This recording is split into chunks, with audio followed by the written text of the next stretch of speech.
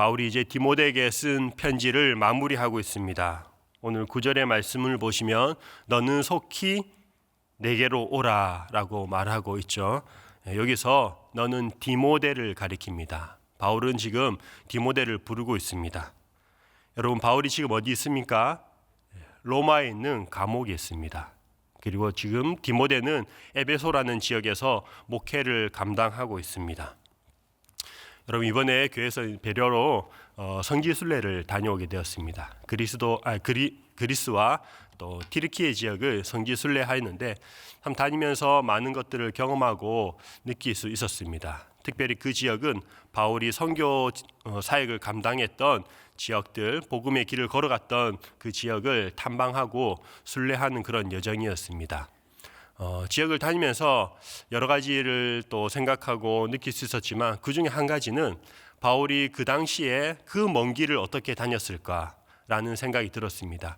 매일 버스를 타고 5시간 이상씩 이동을 해야 했는데 그 먼 길을 바울은 1차, 2차, 3차에 걸쳐서 전도 여행을 통해서 선교 여행을 통해서 지나갔던 것이죠. 먼 길이 멀 뿐만 아니라 굉장히 당시에는 위험했을 길임에도 불구하고 그 복음의 사명에 붙들려서 걸어갔던 그 바울의 길을 되짚어 볼 수가 있었습니다. 바울이 디모데를 부르고 있는데 디모데가 있는 에베소에서 바울이 있는 로마까지 가기 위해서는 한 2000km 이상이 되는 길을 가야 했습니다. 부르고 있지만 사실은 쉽게 갈 수 있는 길은 아니었던 것이죠. 에베소가 항구 도시였기 때문에 아마도 디모데는 항구에 가서 배를 이용해서 이동을 하고 그 이후에 로마가 닦아놓은 그 육로를 따라서 다시 이동을 해야 했을 것입니다. 9절에 속히 오라고 말하고 있지만 빨리 가도 한 달 이상 걸리는 그런 아주 먼 거리였습니다. 그러면 바울은 왜 이렇게 먼 거리를 디모데에게 오라고 그렇게 얘기했을까요? 그리고 또 보면 그냥 오라가 아니라 속히 오라, 빨리 오라 라고 말하고 있습니다. 여러분, 바울은 지금 인생의 막바지에 다다려 있습니다. 죽음을 앞두고 있는 상황이라는 것이죠. 언제 죽을지 모르는 그런 상황 가운데 디모데에게 가능하나 빨리 네가 나에게 오라 라고 말하고 있습니다. 또 다른 이유가 한 가지 더 있는데요. 디모데후서 4장 21절 보시면 이렇게 나와 있습니다. 너는 겨울 전에 어서 오라 라고 말하고 있죠. 빨리 오라고 말하면서 21절에 한 번 더 빨리 오라, 속히 오라 라고 말하면서 겨울 전에 오라 라고 말하고 있습니다. 그 이유는 당시에 겨울에는 이동하기가 어려웠습니다. 특별히 11월이 되면 해상으로 이동하는 그 해상 운항이 중단되었기 때문에 디모데에게 겨울이 다가오기 전에 어서 오라라고 말을 했던 것이죠. 여러분, 그렇다면 바울이 디모데를 왜 그 먼 거리에 있는 디모데를 왜 불렀겠습니까? 한 두 가지 이유가 있는데요. 첫 번째는 실제적인 필요 때문이었습니다. 오늘 말씀 13절을 한번 읽어보겠습니다. 내가 올 때에 내가 드로아 가보의 집에 둔 겉옷을 가지고 오고 또 책은 특별히 가죽 종이에 쓴 것을 가져오라. 바울이 드로아 가보의 집에 어떤 물건을 맡겨 놓았다고 합니다. 여기서 드로아는 지역 이름입니다. 바울이 마게도냐인 환상을 보았던 그 지역이 드로아라는 지역이고 그곳에 있는 가보라는 사람의 집에 어떤 물건을 맡겨두었는데 디모데가 로마로 오는 길에 그 집에 들러서 물건을 가져오라고 말하고 있습니다. 겉옷과 책을 가져오라고 합니다. 겨울이 다가오는 시점에서 그 차가운 감옥에서 겨울을 보내기 위해서는 옷이 필요했던 것이죠. 그래서 겉옷을 가져오고 또 한 가지 가죽 종이에 쓴 책을 가져오라고 말하고 있습니다. 여러분, 이 책이 어떤 책인지는 자세히는 나와 있지 않기 때문에 알 수가 없습니다. 그런데 아마도 양피지에 쓴 가죽에 쓴 귀한 책일 것이다. 구약 성경이나 아니면 당시에 바울이 집필하고 있었던 어떤 책이나 편지였을 것이다 라고 추정을 하고 있습니다. 어떤 책이든 간에 이 책은 바울이 자신의 사역과 관련된 그런 책이라는 것을 우리가 알 수 있죠. 바울은 그 차가운 감옥 안에서, 그 좁은 감옥 안에서 절망하고 아무것도 하지 않고 있었던 것이 아니었던 것이죠. 계속해서 자신의 사명을 기억하고 사역을 감당하기를 힘썼습니다. 말씀을 연구하고 아니면은 자신의 그런 어떤 복음의 내용들을 적어나가는 일들을 계속 감당하기 위해서 책을 가져오라라고 말했던 것입니다. 두 번째로 바울이 디모데를 이유는요, 자신의 사명을 디모데에게 전수하고자 했기 때문입니다. 바울이 고독했기 때문에 디모데를 부른 것이 아니었죠. 바울은 디모데를 자신의 아들과 같이 여겼습니다. 그리고 자신이 개척했던 에베소 그 교회를 디모데가 감당하도록 했습니다. 지금까지 디모데 전후서를 살펴보신 것처럼 바울은 디모데에게 목회적인 여러 가지 권면들을 이 편지를 통해서 전달하였습니다. 그리고 이제는 편지뿐만 아니라 직접 대면에서 얼마 남지 않은 시간 가운데에 자신의 그런 어떤 지금까지의 목회했던 경험들과 또 감당했던 사역들을 디모데가 이어서 계속해 나가기를 원했던 것이죠. 사명을 계승하기 원하는 그런 의도가 있었습니다. 바울처럼 디모데가 복음을 계속해서 전파하고 교회의 지도자로서 잘 세워져 나가기를 바라고 있었습니다. 여러분, 하나님께서는 바울을 통해서 그동안 바울의 인생 여정 가운데 놀라운 일들을 행하셨습니다. 그런데 오늘 나오는 여러 사람의 이름들처럼 바울 주변에는 많은 동력자들이 있었습니다. 디모데도 그 중에 한 사람이었던 것이죠. 바울이 혼자서 그 일을 감당한 것이 아니었습니다. 이제 바울이 그 죽음을 앞둔 인생의 마지막에서 하나님은 또 다른 사람들을 또 준비하고 세워나가고 계신 것을 알 수 있습니다. 하나님은 하나님의 일을 하나님께서 감당하시지만 사람을 통해서 그 일을 이루십니다. 하나님께서 사람을 통해서 또 다른 누군가를 계속해서 세워나가는 것이죠. 그래서 바울은 편지를 통해서 또 그를 직접 대면하여 이 디모데를 세우고 신앙의 유산들을 잘 계승하려고 했던 것입니다. 여러분, 교회에서 여러 가지 일들 가운데에 담당자가 바뀌고 사역자가 바뀌는 그런 교체의 시기가 있습니다. 지금이 바로 그런 시기입니다. 그동안에 열심히 섬겼던 간사와 리더 그리고 목자님들이 그동안의 사역들을 내려놓고 또 새로운 분들이 세워지는 그런 과정 가운데 있습니다. 때로는 교육자가 바뀌기도 하고 부장님, 부감님이 바뀌기도 합니다. 변화의 시점에선 설레는 마음도 있지만 두려움과 또 걱정도 앞서는 것이 당연하겠죠.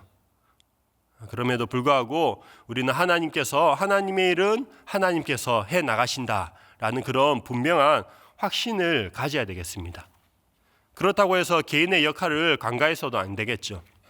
이전에 담당했던 우리 리더, 간사, 목자 또 여러 담당자들은 다음번 사람을 위해서 그분을 위해서 그 지금까지 해왔던 일들을 잘 인계할 필요가 있습니다. 자신이 경험했던 그런 어떤 부족함이나 시행착오를 겪지 않도록 지금까지 했던 것들을 잘 전달해주는 그런 일들이 필요합니다. 또한 새롭게 자리를 담당하시는 분들은 두렵고 떨리는 마음으로 또 감사하는 마음으로 이전에 했던 분들의 일들을 잘 귀담아 듣고 그 일들을 이어나갈 필요가 있습니다. 이제 10절부터는 바울과 함께 했던 사람들의 이름이 쭉 나오는데요. 그 중에서 한번 데마를 보도록 하겠습니다. 데마라는 사람이 나오는데 이 사람은 세상을 사랑하여 바울을 떠났다라고 그렇게 나와 있습니다. 10절에 보시면 나와 있는데요. 10절에 데마는 이 세상을 사랑하여 나를 버리고 데살로니가로 갔고 라고 말하고 있습니다. 여기서 세상이라는 것은 어떤 좀 부정적인 의미로 사용되었습니다. 기독교적인 가치관과 대비되는 어떤 것으로 사용된다는 것을 알 수 있습니다. 여러분이 데마라는 사람에 대해서 자세히는 알 수 없지만 다른 성경 본문에도 언급을 하고 있습니다. 골로새서와 빌레몬서에서도 같이 이름이 기록되어 있는데 그걸로 봐서 바울과 꽤 오랫동안 함께 동역했던 사람이라는 것을 알 수가 있죠. 그런데 그런 데마가 나를 버렸다, 나를 배신했다라고 바울이 말하고 있습니다. 세상의 유혹을 이기지 못하고 떠났던 것이죠. 여러분, 데마의 마음이 왜 어느 순간 이렇게 바뀌게 되었을까요? 데마는 바울과 함께하면서 분명히 하나님의 말씀의 그 능력을 경험했을 것입니다. 말씀을 통해서 많은 사람들이 주님을 믿고 회개하고 돌아오는 것을 경험했고 데마도 그런 사람 중에 한 사람이었을 것입니다. 예수님을 믿고 바울을 존경하며 따랐던 사람입니다.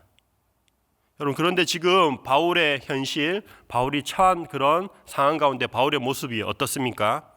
열심히 목숨 걸고 열심으로 주님을 섬겼는데 지금 노년의 감옥에 갇혀 있습니다.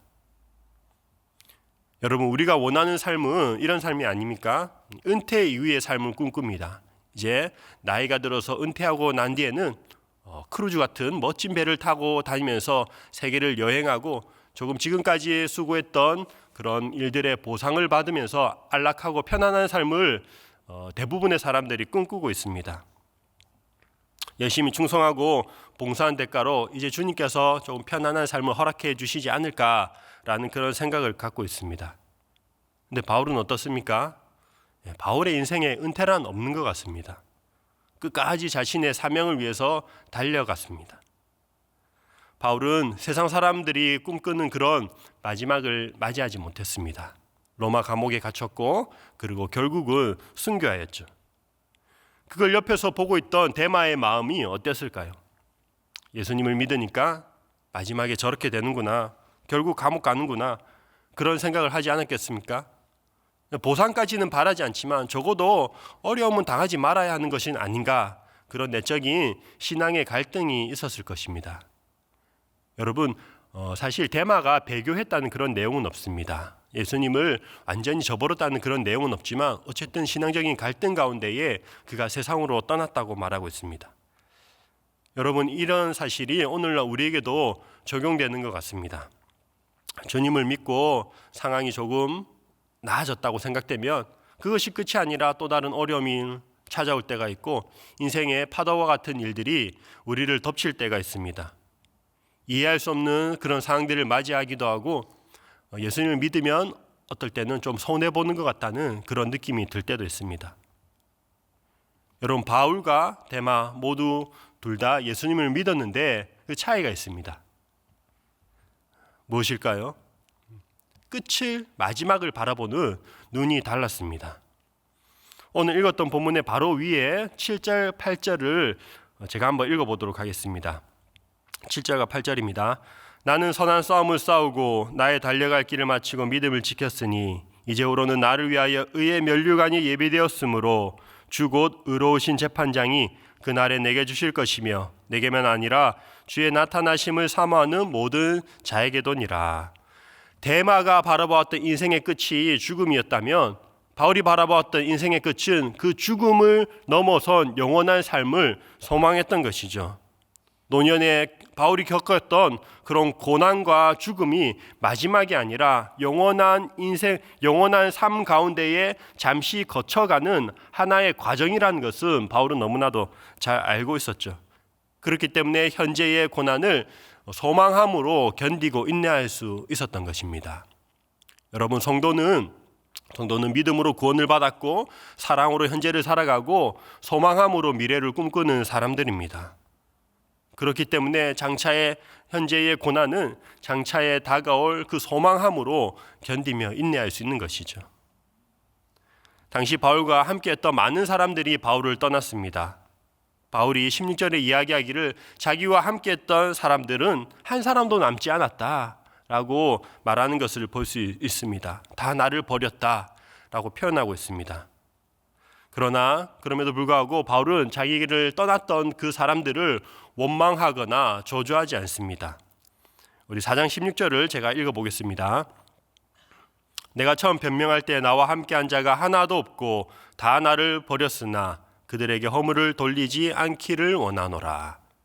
그들이 어떤 이유로든 데마처럼 세상을 사랑해서 떠난 사람들도 있고 또 어떤 사람들은 선교지로 떠난 사람들도 있고 또 바울이 법정에서 변명할 때에 증언할 때에 바울을 도와주지 않고 떠난 많은 사람들이 있었습니다. 그렇지만 그 사람들에게 그들에게 허물을 돌리지 않기를 원하노라 라고 말하고 있죠. 이런 바울의 모습은 예수님의 모습을 닮은 것입니다. 예수님께서 십자가에 달려 돌아가실 때에 제자들도 떠나고 아무도 남지 않았습니다. 주변에는 예수님을 괴롭히는 원수만 가득했는데 그 상황 가운데서도 예수님은 저들의 죄를 사해달라고 간구하시면서 기도하는 것을 볼 수 있죠. 바울은 처음이나 끝이나 예수님을 길을 따라가기를 원했고 주님을 본받아 살아가기를 원했습니다. 영원한 롤모델을 예수님으로 삼았던 것이죠. 그래서 그들에게 허물을 돌리지 않기를 원하노라 라고 말하고 있습니다. 여러분, 오늘 마지막 4장의 마지막 부분을 읽어보면 바울이 조금 외로웠겠다, 힘들었겠다 그런 생각을 할 수 있는데요, 사실은 그렇지 않습니다. 그런 가운데에 어떤 고독함이나 외로움이나 공허함으로 바울이 그 시간들을 보낸 것이 아니었습니다. 사람은 떠나갔지만 그 자리에서 바울은 하나님의 임재를 더욱더 강하게 느낄 수 있었습니다. 경험할 수 있었던 것이죠. 그러면서 마지막 17절에 보시면 이렇게 나와 있습니다. 주께서 내 곁에 서서 나에게 힘을 주심은, 많은 사람들이 다 나를 떠났지만 여전히 내 곁에 처음이나 지금이나 나중이나 함께 하신 하나님께서 나에게 힘을 주고 계신다. 지금까지 여정 가운데 하나님께서 함께 하셨고 사자의 입에서 나를 건지셨고 또 지금도 도와주시고 앞으로 천국의 소망으로 나를 이끌 것이다라는 확신 가운데 있었던 것을 우리가 볼 수 있습니다. 사랑하는 여러분, 우리 주변에 믿을 만한 사람이 가득하면요, 하나님의 임재를 경험하기가 어렵습니다. 사람이 눈앞에 먼저 보이기 때문이죠. 그래서 때로는 우리의 시간들 가운데에 자발적인 고독의 시간이 필요합니다. 고독한 그 시간 가운데서 하나님의 임재를 경험하는 그런 시간들이 필요하다는 것이죠. 사탄은요, 끊임없이 우리가 하나님을 생각하지 못하도록, 기억하지 못하도록 많은 일들로 우리의 시간들을 채웁니다. 사람들로 채우고 여러 가지 유흥이나 재미들로 채우고 끝나지 않은 일들로 우리의 시간을 쪼개어서 그 시간들을 빈틈없이 채워서 하나님을 생각하지 못하도록 만드는 것이죠. 그렇기 때문에 우리는 아무에게도 또 아무 것에도 방해받지 않는 시간들, 오늘의 이 새벽 같은 시간, 또 인생의 여러 가지 시간들 가운데에 고독한 시간 가운데 하나님을 대면하는 그런 시간들이 필요합니다. 바울은 감옥 가운데서 절망하고 있었던 것이 아니라 소망하고 있었던 것이죠. 장차올 천국을 소망하고 하나님께서 행하신 일들을 기억하며 그 시간들을 보냈다는 것을 알 수 있습니다. 여러분, 오늘 본문에 나오는 바울처럼 혹시라도 지금 주변에 내 곁에 있는 사람들이 떠나가고 참 고독하고 외로운 시간 가운데 있다라고 생각되는 분이 계시다면요, 이 시간들을 통해서 오히려 더 하나님을 깊이 경험하고 묵상하는 시간이 되기를 주님의 이름으로 축원합니다. 함께 기도하도록 하겠습니다. 기도하실 때에 우리 함께 보았던 말씀을 생각하시면서 기도하시고, 또 점점 날씨가 추워지고 있습니다. 주변에 연약한 이웃들 어려움 당하지 않아야도록 주님께서 보살펴 주시기를, 또 교회의 여러 가지 일들을 놓고 함께 기도하도록 하겠습니다. 기도하시겠습니다.